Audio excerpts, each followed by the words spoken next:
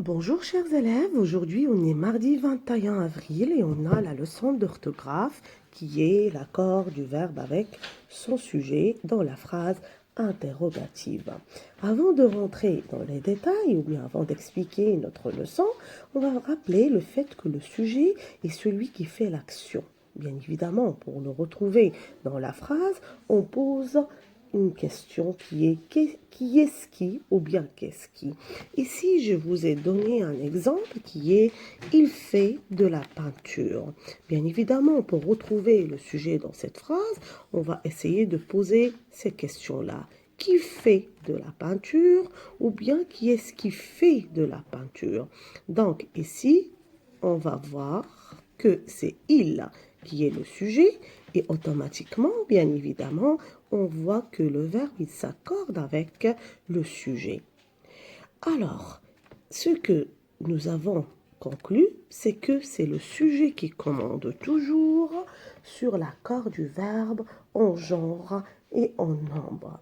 Et on sait très bien qu'un verbe peut avoir plusieurs sujets et ainsi de suite, c'est-à-dire et le contraire, c'est-à-dire que un sujet peut avoir plusieurs verbes et l'accord s'effectue automatiquement.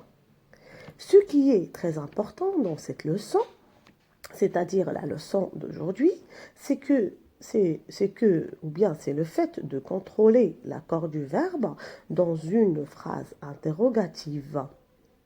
On va commencer avec les phrases qui commencent avec un mot interrogatif et qui gardent l'ordre normal de la phrase, dans la phrase. Exemple, comment maman a fait pour préparer ce gâteau? Comment maman a fait pour préparer ce gâteau?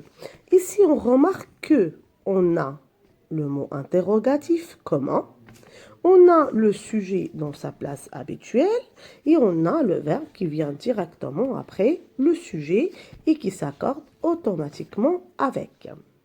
Donc ici, c'est une phrase où l'ordre est normal.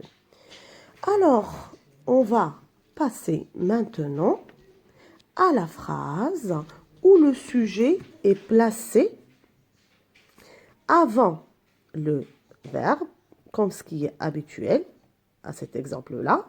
Est-ce que Ahmed arrive sont toujours reliés au verbe avec un trait d'union, comme vous allez le remarquer aux exemples donnés. A-t-il, regardez ici, on a un trait d'union. Et aussi ici, on a un trait d'union.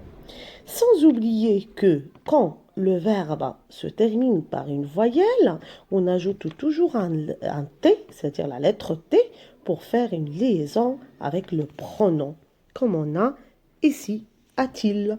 Donc, Ahmed arrive-t-il? Donc, on a ajouté la lettre T pour faire la liaison, bien évidemment, avec le pronom personnel qui est il. J'espère que vous avez bien compris la leçon et l'explication et je vais vous demander d'ouvrir le cahier de leçon, cahier rouge, d'écrire la date d'aujourd'hui, orthographe, le titre bien évidemment, et de recopier, c'est-à-dire vous allez juste reporter la règle que vous avez sur le livre, page 217. Vous allez encadrer votre règle et vous allez passer automatiquement à l'exercice d'application numéro 1, page 217.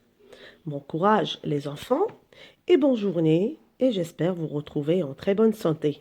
Au revoir.